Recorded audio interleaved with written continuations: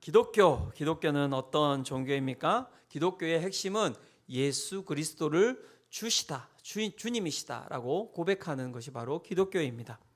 그런데 여러분 아십니까? 예수 그리스도를 주님이시다라고 고백하는 것은 아무나 할 수 있는 것이 아닙니다. 아무나 할 수 있는 것이 아닙니다.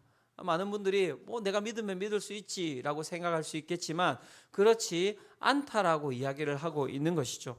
고린도전서 12장 3절이 오늘 그 이야기를 하고 있는데요. 이렇게 말씀이 우리 가운데 이야기하고 있습니다. 그러므로 내가 너희에게 알리노니 하나님의 영으로 말하는 자는 누구든지 예수를 저주할 자라 하지 아니하고 또 성령으로 아니하고는 누구든지 예수를 무엇이라?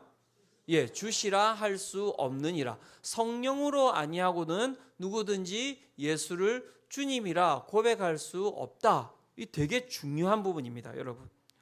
우리가 예수 그리스도를 주님이라고 고백하는 것, 그것을 우리는 우리의 의지적인 어떤 현상이라고 우리가 이야기를 할 수 있겠지만 그것이 아니라는 것이죠. 성경은 성령께서 하나님의 영이신 그 영이 우리의 영혼 가운데 함께하지 아니하시면 그 가운데서 절대로 우리의 입술 가운데서 하나님을 어떻게 해요? 주님이라고, 예수 그리스도를 주님이라고 고백할 수가 없다라고 이야기를 하고 있는 것이죠. 그런 부분에 있어서 예수 그리스도를 믿고 주님이라고 고백하는 것, 그것은 여러분 무엇보다도 가장 큰 기적이라고 이야기를 할 수밖에 없을 것입니다. 그래서 우리는 그 기적을 경험하며 살아가는 자들입니다. 사랑하는 성도 여러분, 예수님을 주님이라고 고백하셨습니까? 예수님이 우리의 주님이 되십니까? 이게 아멘이라고 하는 것이 그냥 나오는 답이 아니라는 것입니다. 이거 어마어마한 기적이라고 이야기를 하고 있는 것이고요. 그것은 무엇을 뜻하는가라고 이야기를 할 때 하나님께서 눈에 보이지 아니하시지만 하나님께서 나와 함께 하신다라고 하는 그 증거는 바로 이것을 통해서 알 수 있는 것입니다. 예수님이 주님이십니까? 예수님께서 나의 주님이 되십니다 라고 하는 이 고백은 무엇입니까? 하나님이 지금 나와 함께하고 계시다라는 증거라고 이야기를 할 수가 있는 것이죠. 지난 2주 전에 제가 이야기 드렸던 것인데요. 우리가 읽었던 이 본문을 살펴보면 의문이 드는 하나의 장면이 있다 이렇게 이야기를 드렸습니다. 어떤 부분인지 기억 안 나시죠? 네, 감사합니다. 네. 사마리아에 지금 이제 저희가 읽고 있는 쭉 이 본문이 사마리아라고 하는 이 땅에 무엇입니까? 복음이 전파되고 있는 장면 아닙니까? 그런데 이 사마리아의 이 그리스도인들이 세례를 받았는데요. 세례를 받을 때 무엇을 합니까? 우리가 예수님을 주님이라고 고백을 하지요. 그죠? 그런데 예수님을 주님이라고 고백하는 것은 무엇과 연관되어 있다고 제가 이야기를 드렸습니까? 성령님과 연관이 되어 있다. 성령님께서 함께하지 아니하시면 절대 입술로 예수를 주님이라 고백할 수 없다. 그렇게 이 성경이 이야기를 하고 있는데요. 이 사마리아 땅에 어떤 일이 벌어졌습니까? 세례를 받고 난 이후에 예수 그리스도를 주라고 고백했는데 그때에 성령님이 임하신 것이 아니라 언제 임하셨다는 것입니까? 그 이후에 이 사마리아 땅에 예수님을 따랐던 그 제자들이 그 가운데 와서 그 가운데 기도했을 때 무엇입니까? 성령님이 임하셨다. 즉 세례와 성령님이 임하신 그 시점이 다른 것을 보여주고 있는 거예요. 원래는 이 시점이 어떻게 돼야 되는 것입니까? 하나여야 하는 거예요. 하나여야 하는 거예요. 사도행전 8장 14절에서 16절에 보면 이렇게 이야기를 하고 있습니다. 한번 보십시오.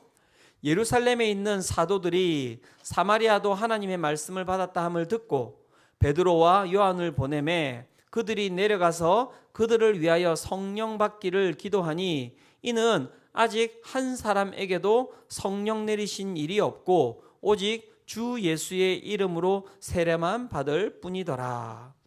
우리가 가지고 있는 신앙의 고백의 핵심은 무엇이냐면 우리가 예수 그리스도를 주라 고백하는 것, 그것은 성령님의 임재와 동일한 시점이다. 이렇게 이야기를 하고 있는데 지금 사도행전 8장 14절에서 16절은 우리가 예수 그리스도를 주로 고백하는 그 시점과 성령님이 임하신 그 시점을 어떻게 해요? 다르게 이야기를 하고 있는 거예요.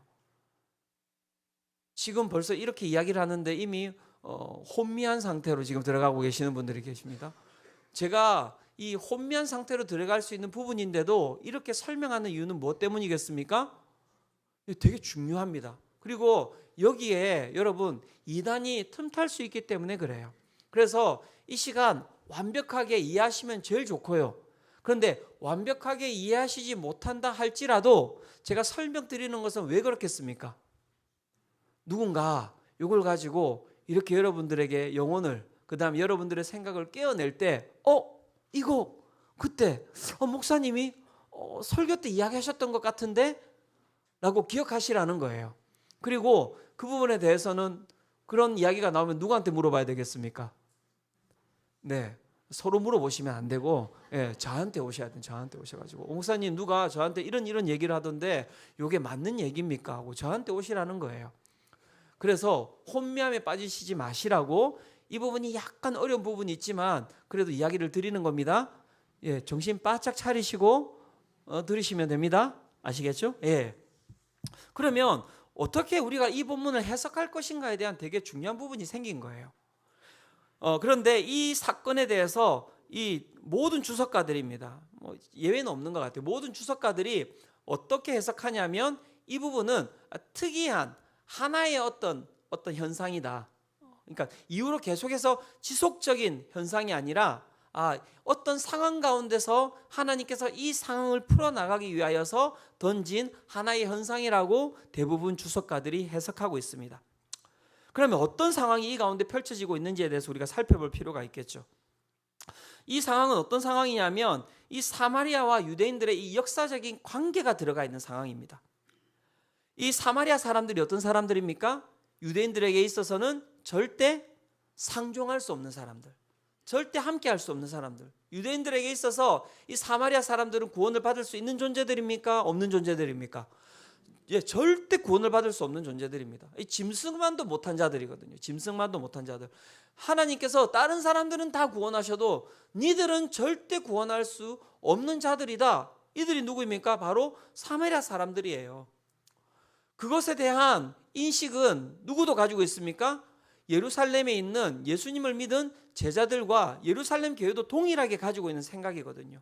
그런데 지금 어떤 일이 일어났습니까? 사마리아 땅에 복음이 전파가 된 거예요.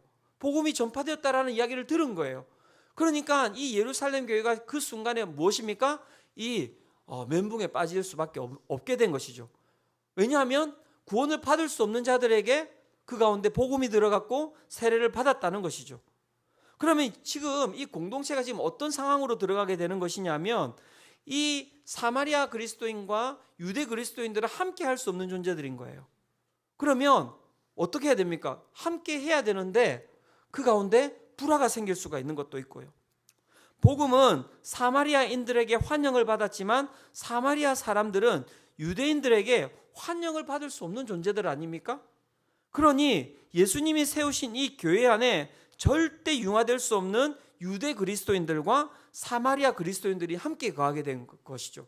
그럼 그 가운데 무엇이 생기겠습니까? 분파가 생기는 거예요. 분파가. 하나님의 복음이 전파되었다라고 하는 것은 그 가운데 하나됨이 일어나야 되는 것이죠. 그죠? 생명은 하나됨 아닙니까? 그런데 지금 지금 교회가, 초대교회가 복음이 그 가운데 전파되기 시작하면서 시작하자마자 지금 어떤 위기에 처하게 되었다는 것입니까? 지금 이 교회가 둘로 쪼개질 수 있는 위기에 처하게 되었다라고 이야기를 하고 있는 것이죠. 이 부분에 있어서 모든 주석가들은 이렇게 해석을 하고 있습니다.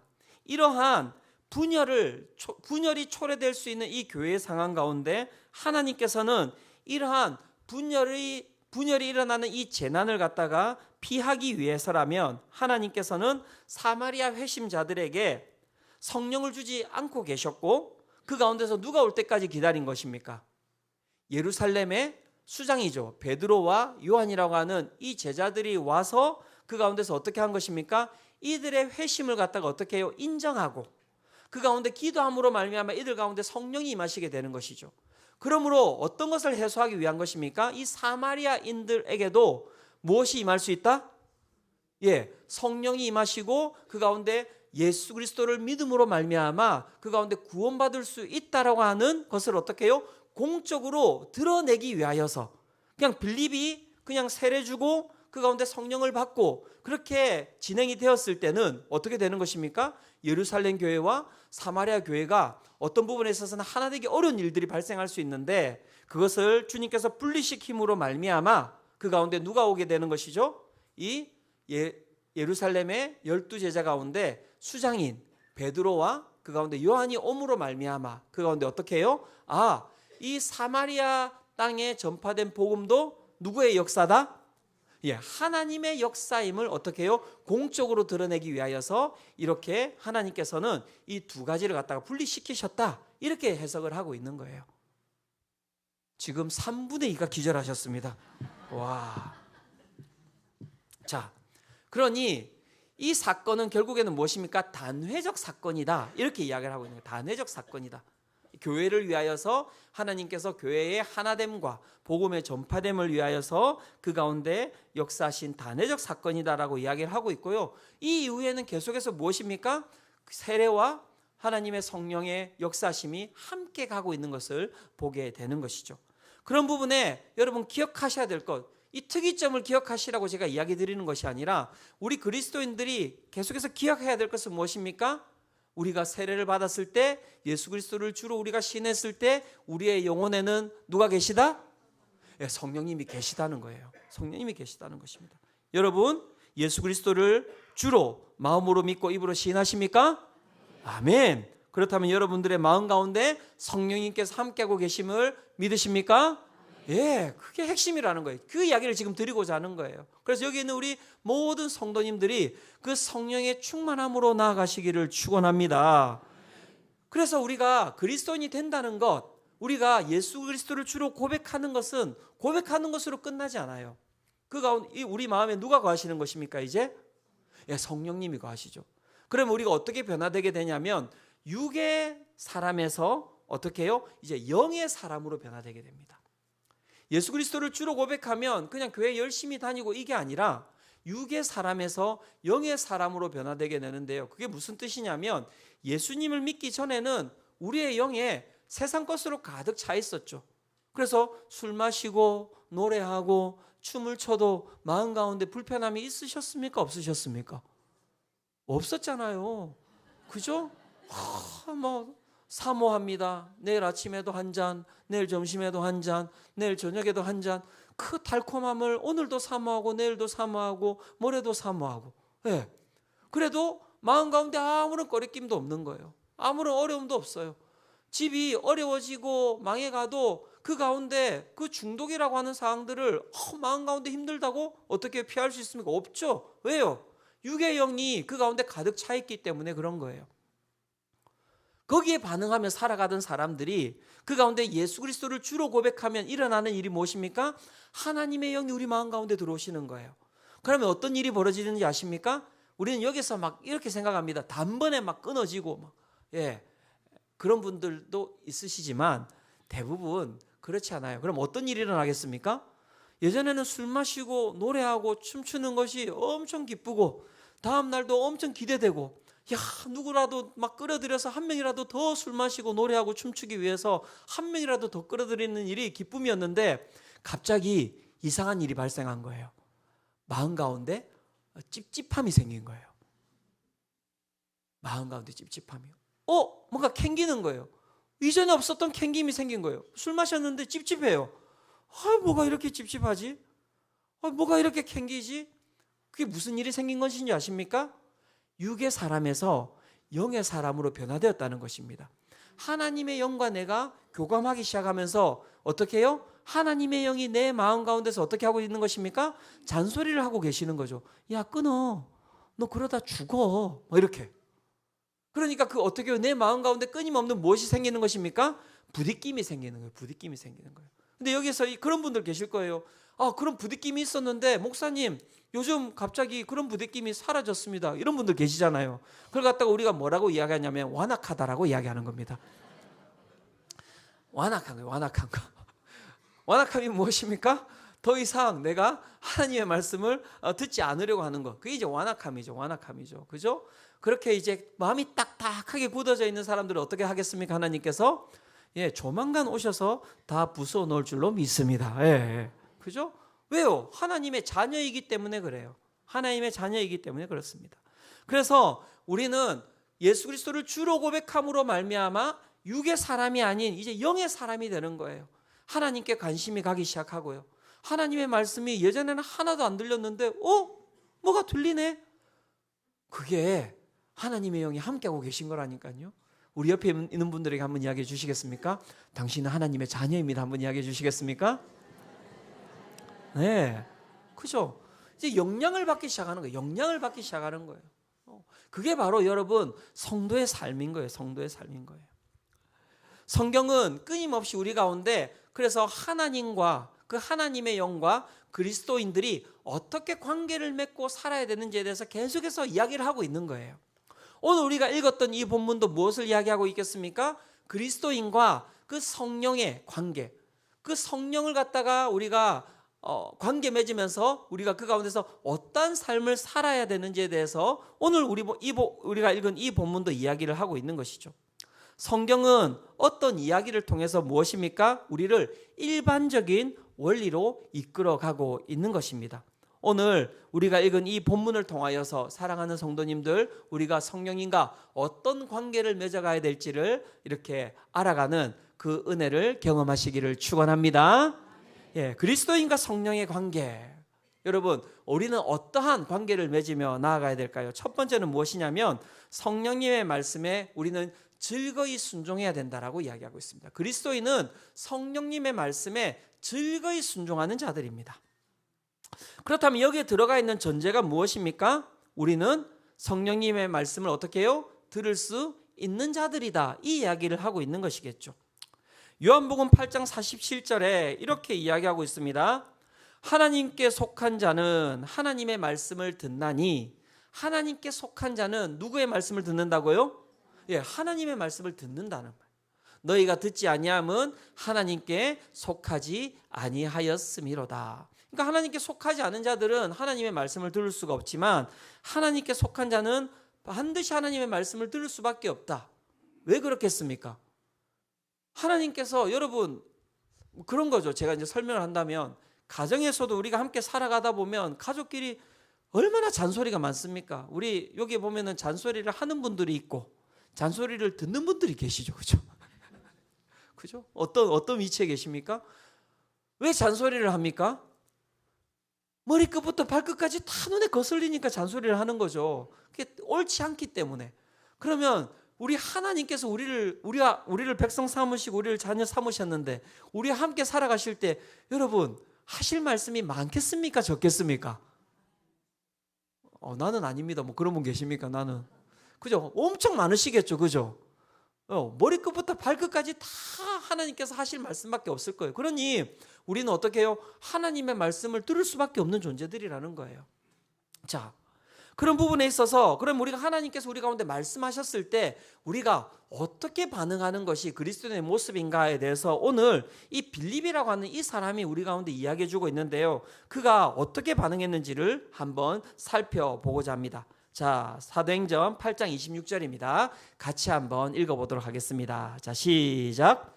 주의 사자가 빌립에게 말하여 이르되 일어나서 남쪽으로 향하여 예루살렘에서 가사로 내려가는 길까지 가라 하니 그 길은 광야라. 예, 사도행전 제가 이렇게 설교를 하다 보니까 어떤 분들은 목사님 도대체 무슨 말인지도 모르겠고 무슨 땅인지도 모르겠고 그 가운데서 이 사람들이 계속 사람 이름이 바뀌는데 뭔지 잘 모르겠습니다. 이렇게 이제 이야기하시는 분들이 계시거든요. 이름에 집중하지 마십시오. 그 다음에 지역에도 너무 집중하지 마십시오. 여기에서 어떠한 메시지가 나오는지에 대한 그 메시지를 집중하시는 게 제일 중요합니다. 이름에 집중해버리면 혼란이 오는 거예요. 또 예루살렘이 도대체 어디야? 그러다 보면은 제가 설교 이제 마무리하겠습니다. 이렇게 이제 지나가고 있는데 그러면 안 되잖아요. 그러니까 이름하고 이 지명은 약간 좀 내려놓으시고 이 가운데서 어떤 메시지가 흘러나오는지에 대한 부분을 좀 집중하시면 좋으실 것 같습니다. 자, 이제 빌립이라는 사람이 나와서 뭐 어떻게 합니까? 주의 사자가 빌립에게 말하여 이르되 이렇게 이야기하는데 여기 나오는 주의 사자는 누구냐면 성령님을 뜻합니다. 성령님께서 빌립에게 말하여 이르되 일어나서 남쪽으로 향하여 예루살렘에서 가사로 내려가는 길까지 가라 하니 그 길은 광야라. 여기에서 우리가 살펴봐야 될 핵심은 무엇이냐면 하나님께서 하신 그 말씀을 빌립이 듣기에 쉬운 것인가 어려운 것인가에 대해서 살펴볼 필요가 있는 거예요. 빌립이 주님께서 말씀하셨을 때 이 말씀을 듣기가 쉬웠을까요? 어려웠을까요? 그 상황이. 제가 봤을 때는 그렇죠. 어려우니까 제가 이야기했겠죠. 그렇죠? 네. 어려운 상황이에요. 어려운 상황. 그가 지금 계속해서 하나님께서 그를 갖다가 이끌어 가시는데 맨 처음에는 예루살렘에서 어디로 이끌어 가셨냐면 사마리아 땅으로 이끌어 가셨어요. 앞에서 이야기 드렸죠. 이 사마리아 땅은 유대인들하고 함께 살아갈 수 없는 지역이란 말이에요. 그러니까 거기를 가라고 했을 때 빌립의 마음이 좋았겠습니까? 힘들었겠습니까? 저는 힘들었을 것이라고 생각합니다. 그래도 그가 어떻게 해요? 순종함으로 사마리아 땅에 간 거예요. 그렇게 순종함으로 갔더니 어떤 일이 벌어졌습니까? 그 가운데 복음을 전하는데 사람들이 막 회심하기 시작한 거예요. 그리고 막 이적이 일어나고 막 기적이 일어나고 그 가운데 수많은 사람들이 막 귀신이 떠나가고 중풍병자가 그 가운데 일어서는 일들이 일어난 거예요. 그 사마리아 땅에 큰 기쁨이 있었다. 그런 얘기를 하고 있는 것이거든요. 그러니까 그가 얼마나 좋았겠습니까? 좋았겠죠, 그죠? 엄청 좋았던 거예요. 그렇게 좋은 상태로 있는데 또 성령께서 오셔가지고 어떻게 이야기하십니까? 너 그 사마리아 땅에서 어떻게 해요? 떠나라는 거예요. 떠나라는 거예요. 그리고 어디로 가라는 것입니까? 저 예루살렘 밑에 있는 광야로 가라는 겁니다. 광야. 사마리아가 평양 정도에 있으면 예루살렘이 서울 정도 되면 지금 이야기하는 그 가사라고 하는 지역은 여기 부산 정도 된다고 생각을 하시면 돼요. 그러니까 저 밑으로 내려가라는 거예요. 아니 지금 어려운 땅에 와가지고 복음도 전하고 거기 있는 사람들에게 어떻게 해요? 호감도 받고 얼마나 좋겠어요. 그런데 거기를 떠나가지고 또 새로운 곳으로 가라고 한다면 여러분 가기가 쉽겠습니까? 어렵겠습니까? 어렵죠. 제가 여러분들하고 함께 이 수영빛 교회 함께 세우느라고 얼마나 고생 많이 했습니까? 그죠?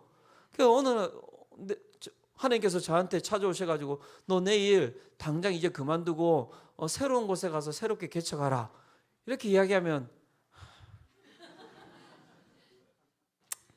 어떻게 해야 되겠습니까? 제가 가야죠.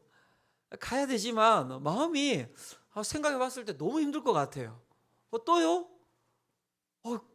가요? 정말요? 네.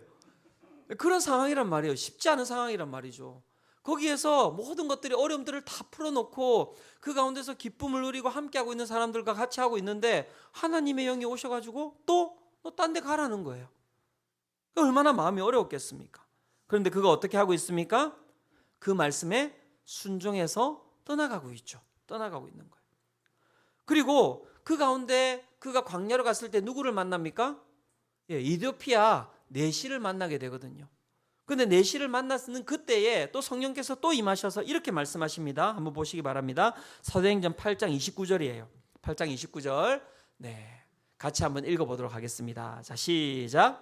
성령이 빌립더로 이르되 이 수레로 가까이 나아가라 하시거늘.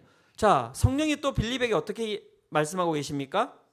예, 그 에디오피아 내시라고 하는 사람이 광야에서 지금 쭉 가고 있는데 그 내시한테 어떻게 해요? 가라는 거예요. 가라는 거예요.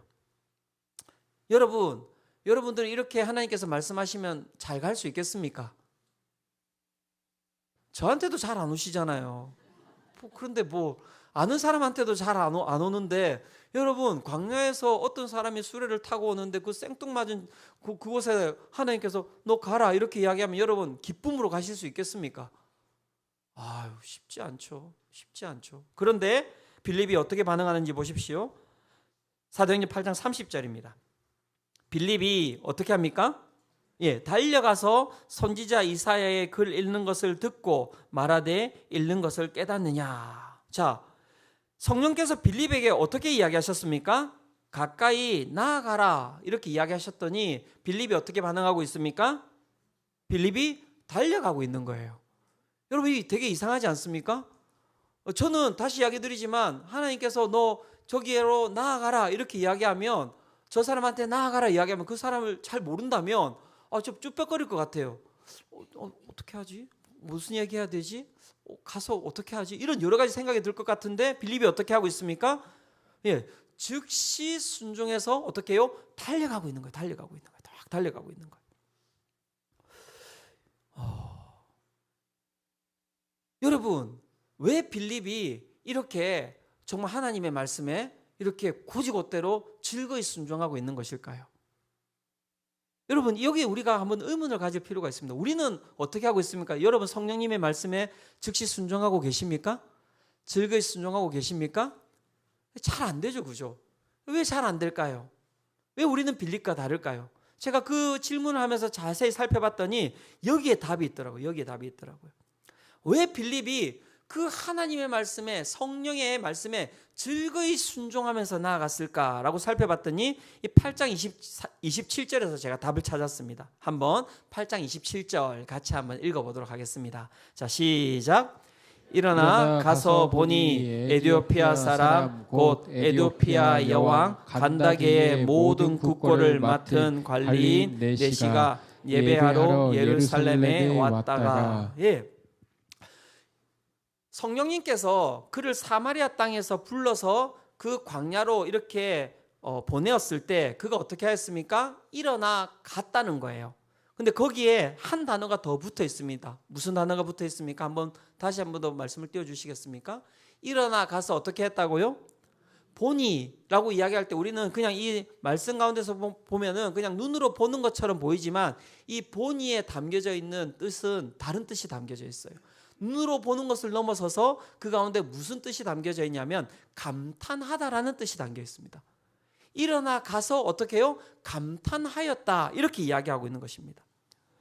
이 감탄하였다, 이 본이라는 이 단어에 들어가 있는 의미가 무엇입니까? 예상치 못한 상황에서 뜻밖의 상황을 만나면서 그 가운데 신기함과 경이로움을 갖다가 경험할 때 이 단어를 쓴다는 거예요.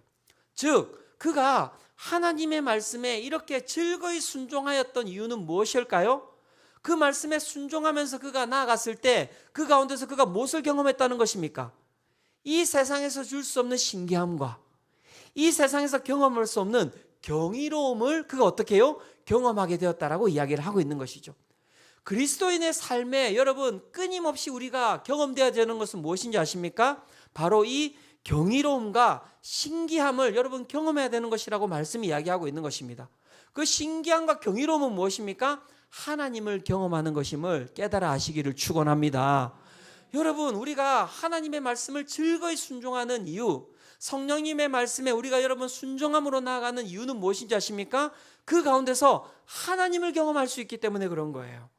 그러니까 빌립이 어떻게 해요? 뒤도 안 돌아보고 주님께서 말씀하셨을 때 사마리아로 갔고, 그 사마리아에 있고 싶은 부분들 있었겠지만 그 성령께서 그를 갖다가 들어서 광야로 보냈을 때 그 광야로 그가 그렇게 달려갔던 이유, 거기에는 다른 것이 아니라 무엇이 있었기 때문에 그런 것입니까?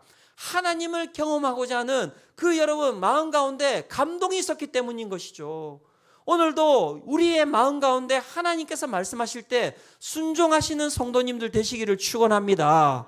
왜 그렇겠습니까? 우리에게 주시는 말씀에 순종하며 나아갈 때 그 가운데 우리가 누구를 경험하게 된다고요? 하나님을 경험하게 된다니까요. 하나님을 경험하게 된다. 우리 인생에 하나님을 경험하는 것보다 여러분 더 중요한 것이 없습니다. 사랑하는 성도 여러분, 이 예배 가운데서 하나님을 경험하시기를 축원합니다. 감탄하시기를 축원합니다. 주님께서 주시는 말씀에 순종함으로 말미암아 이 빌립이 끊임없이 경험하였던 그 경이로움과 그 신기한 전지전능하신 그 하나님을 우리 성도님들도 경험하시기를 축원합니다. 그렇기 때문에 순종했던 거예요. 갔더니 그 아무것도 없는 광야 가운데서 그가 아무도 못 만날 줄 알았는데 거기서 누구를 만났다고요? 에티오피아 네시를 보게 된 거예요. 그러니까 거기서 그가 영이 살아있는 사람이거든요. 거기서 감탄한 거예요. 이야, 하나님 정말 내 마음 가운데 저 위에 있는 사마리아로부터 시작해서 여기까지 내려오면서 마음 가운데 걱정도 있었고 근심도 있었고 왜 나를 이곳으로 내려가게 하시지라는 여러 가지 의심도 있었지만 하나님은 정말 나보다 더 위대하신 분이시군요. 야, 여기에 와서 저 이디오피아 내시를 만나게 하시다니, 저 사람인데요. 그러니까 그 가운데 무엇입니까? 기대감이 있는 거예요. 그래서 하나님께서 어떻게 해요? 그 성령님께서 자, 저 수레로 가봐라 했더니 그가 그 기대감으로 어떻게 해요? 막 달려가는 거예요. 어떤 일이 벌어질지 막 기대가 되는 것이죠. 기대가 되는 것이죠. 오늘 우리가 회복해야 될 게 무엇인지 아십니까? 바로 이 기대감이에요. 기대감. 주님의 말씀을 듣는 자들은 그 기대감을 가지고 살아가는 것이죠. 그 하나님의 경이로움을 여러분 정말 만날 것을 기대하며 살아가는 거예요. 전지전능하신 하나님, 우리의 삶을 변화시키시는 하나님, 우리 가운데 있는 장애물들을 제거하시는 하나님, 그것보다 여러분 더 큰 여러분 은혜가 어디에 있겠습니까? 그러한 삶으로 살아가는 것이 여러분 그리스도인의 삶임을 여러분 기억하시기를 축원합니다. 두 번째, 오늘 우리가 이 말씀을 통하여서 그리스도인과 그 가운데 성령의 관계 가운데 우리가 깨달아야 될 그 진리는 무엇일까요? 다른 것이 아닙니다. 성령으로 말미암아 우리는 항상 결핍 가운데서 회복된다는 것입니다. 그래서 하나님을 경험하는 게 중요한 것입니다. 왜 그렇습니까? 하나님을 경험할 때 우리는 결핍 가운데서 회복의 역사를 경험할 수 있기 때문에 그런 것이죠. 사도행전 8장 27절에서 28절에 보면 오늘 이 본문 가운데서 결핍을 가지고 있는 한 사람이 나오는데요. 그 사람이 누구입니까? 바로 에티오피아 여왕 간다게의 내시라고 이야기를 하고 있습니다. 27절부터 28절 같이 한번 읽어보도록 하겠습니다. 함께 읽겠습니다. 자, 시작. 일어나 가서 보니 에티오피아 사람 곧 에티오피아 여왕 간다게의 모든 국고를 맡은 관리인 내시가 예배하러 예루살렘에 왔다가 돌아가는데 수레를 타고 선지자 이사야의 글을 읽더라. 네, 에티오피아라고 한다면 그 시대에 또 강국이었습니다. 근데 그게 누구입니까? 여왕 간다게라고 이야기하는데 이 간다게라고 하는 이 단어는 이집트의 바로와 똑같은 이제 뜻으로 쓰이는 것입니다. 이 에티오피아의 왕은 간다게라고 불렀다는 거예요. 자, 여왕 간다게의 무엇입니까? 모든 국고를 맡은 관리인 내시라고 이야기하는데 이 사람은 어떤 사람일까요? 세상에 있는 우리가 봤을 때 우리가 정말 바라는 것을 다 가진 사람 아닙니까? 부와 명예와 권세를 다 가진 사람이죠.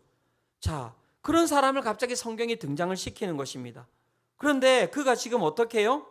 이디오피아에 있어서 이방신을 믿고 있는 거예요. 자기 민족의 신이 있을 것이고 이디오피아에서 섬기는 신이 있을 것인데 그가 지금 어떻게 해요?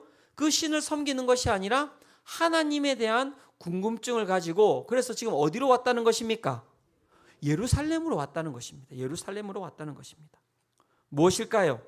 다 가졌지만 자기가 가진 모든 것으로 무엇입니까? 자기의 마음 가운데 자기의 삶에 해결할 수 없는 결핍이 존재한다는 거예요.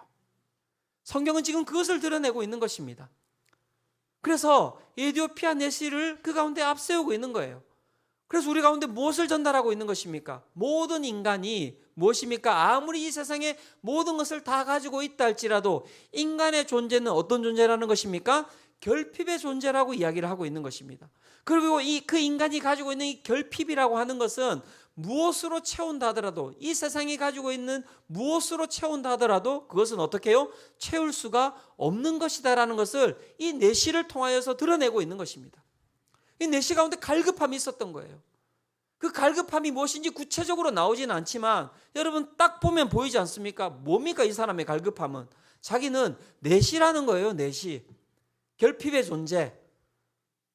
성공하고 그 가운데 저 높은 곳으로 올라가기 위하여서 그가 내시가 되기로 작정했거나 아니면 태어나면서부터 내시가 되었거나 어쨌든 그의 존재는 무엇입니까? 결핍이라는 거예요. 세상의 것을 다 가졌지만 그것으로 이제는 자신의 이 결핍을 채울 수가 없는 것이죠. 그 가운데 그가 어떻게 해요? 예루살렘에 와서 예배를 드리고 있다는 겁니다. 그런데 이 내시가 이 예루살렘으로 왔을 때 어디에서 예배를 드렸을까요? 성전 안으로 들어갈 수 있었을까요? 없었을까요? 없었습니다. 그는 이방인이었기 때문에 이방인의 뜰이라는 곳에서 예배를 드렸을 것입니다. 그리고 그가 그곳에서 하나님을 만났을까요? 만나지 못했을까요? 만났을까요? 만나지 못했을까요? 아니요, 만나지 못했겠죠. 만났다면 여기 안 나왔을 것입니다. 자, 여기서 여러분 중요한 부분이 있습니다. 오늘도 예배를 드리러 오는데 이 자리에 앉아 있는데 이 이디오피아 내시와 똑같이 그렇게 예배를 드리시는 분들이 있을 수 있습니다. 예배를 드림에도 불구하고 하나님을 만나지 못하고 하나님을 경험하지 못하고 그 결핍을 그대로 가지고 살아가는 분들이 있을 수 있는데 오늘 이 말씀을 통하여서 그 결핍을 깨트리는 은혜를 맛보는 우리 성도님들 되시기를 축원합니다. 예. 그 내시가 예배까지 드렸음에도 불구하고 예루살렘에서 예배까지 드렸음에도 불구하고 거기서 어떻게 해요? 자신의 그 실존적인 결핍을 채울 수가 없었던 거예요. 그리고 어떻게 해요? 다시 그 예루살렘에서 돌아서서 어디로 가고 있는 것입니까? 이디오피아로 다시 내려가고 있는 것이었죠. 얼마나 마음이 힘들었을까요? 얼마나 마음이 허무했을까요? 그래서 그는 그렇게 그 수레에 타면서 그렇게 그 가운데 잡히는 말씀을 그냥 그렇게 읽고 있었는지 모르겠습니다. 근데 그 가운데 지금 누가 찾아오신 것입니까? 하나님께서 찾아오신 겁니다. 하나님께서 찾아오신 것입니다. 자, 제가 여러분들에게 묻겠습니다. 이 내시가 먼저 움직였을까요? 하나님께서 먼저 움직이셨을까요? 예, 당연히 하나님께서 먼저 움직이셨습니다. 내시는 예루살렘으로부터 내려오고 있는 것이고요. 빌립은 지금 어디로부터 내려오고 있는 것입니까? 예, 그 예루살렘 위에 있는 사마리아로부터 어떻게 해요? 내려온 거예요. 그러면 누가 먼저 움직인 것입니까? 예, 빌립이 먼저 움직인 것이죠. 하나님께서 움직이신다는 것입니다. 오늘 우리의 삶에 결핍이 있다면 여러분 오늘 이 예배를 통해서 기뻐하실 것은 무엇입니까? 오늘 하나님께서 우리의 결핍을 향하여서 먼저 움직이고 계시다는 것을 믿으시기를 축원합니다. 그 하나님께서 어떻게 해요? 그 빌립에게 찾아오신 거예요. 그 내시에게 찾아오신 거예요. 그가 그 험한 가운데 말씀을 읽고 있다가 그 빌립을 만났는데요. 그 빌립을 만나면서 그 이야기를 한 것입니다. 도대체 내가 말씀을 읽어도 깨닫지 못하고 이 말씀이 도대체 누구를 이야기하는 것인지도 알지 못하는데 당신은 알고 있느냐라고 물었을 때 그 빌립이 내시에게 지금 무엇을 이야기하고 있는 것입니까? 그 말씀을 통하여서 예수 그리스도가 누구인지를 갖다가 이야기를 하고 그 예수 그리스도께서 누구신지를 갖다가 그 가운데 선포했을 때 그 가운데 이 내시가 예수 그리스도를 구주로 믿으신 줄을 여러분 아시기를 축원합니다. 예, 그렇게 그가 깨달아 알고 그 가운데 어떤 일이 벌어집니까? 그 가운데 나도 무엇을 받고 싶다고요? 세례를 받고 싶다고 빌립에게 이야기한 거예요.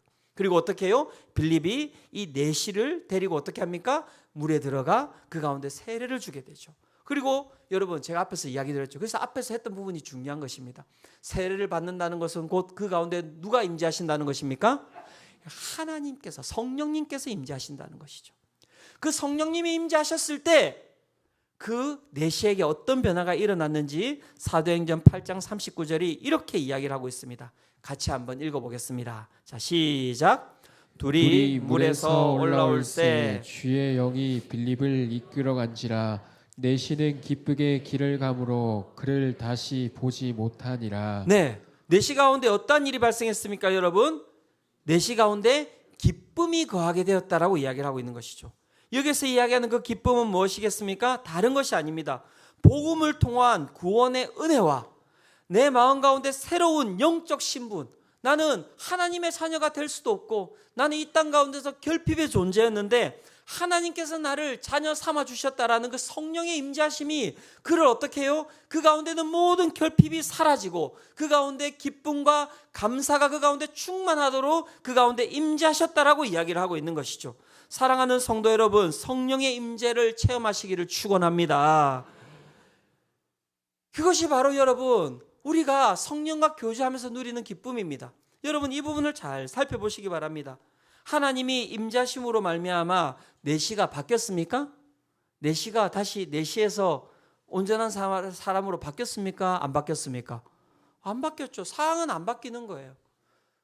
그 가운데서 무엇이 바뀌었습니까? 그렇다면 그의 영혼이 바뀐 거예요. 영혼이 바뀐 거예요. 그리스도인은 바로 이런 삶을 살아가는 자들입니다. 좋죠. 우리 성도님들 삶에 결핍이 있는 거 하나님께서 메꿔주시면 좋죠. 그죠? 그것을 소망하지 않습니까? 하지만 제가 우리 성도님들에게 여쭙고 싶은 것이 있습니다. 그것이 사라지면 우리의 인생의 문제가 다 사라집니까? 그러면 그거 정말 단순한 기쁨 아닙니까? 그게 여러분 저는 우리의 신앙을 망치는 왜곡된 기쁨이라고 저는 생각합니다. 내 머릿속에 도파민을 돌게 하는 내 가운데 있는 슬픔, 내 가운데 있는 어려움, 내 가운데 있는 고통, 하나님 제거해 주셔서 감사합니다. 아, 기쁘네요. 근데 그렇게 하고 또 슬픔이 안 찾아옵니까? 또 찾아오죠. 슬픔이 또 찾아오면 또 슬퍼해요. 고통이 찾아오면 또 고통스러워요. 하나님 믿는 게 도대체 뭐냐고요, 그러면.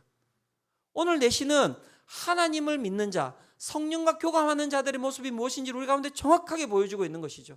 우리의 상황과 우리의 환경과 우리의 고통과 우리의 모든 어려움과 상관없이 주님의 영이 거하면 우리의 영혼이 기뻐할 줄로 믿습니다. 그 기쁨으로 살아가는 것이 성도의 모습이라고 이야기를 하고 있는 것이죠. 사랑하는 성도 여러분, 하나님 한 분만으로 만족함을 경험하시기를 축원합니다. 그것이 바로 신앙이고요.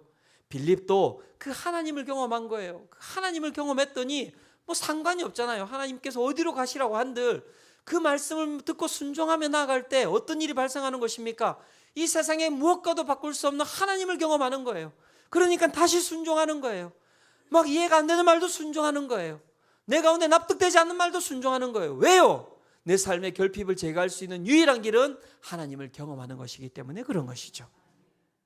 오늘 이 시간 우리가 하나님께로 나아가기를 소망합니다. 우리가 우리의 영혼을 놓고 함께 기도하기를 원합니다. 우리 성도님들 다른 것 구하지 마시고 주님의 영을 구하시기를 축원합니다.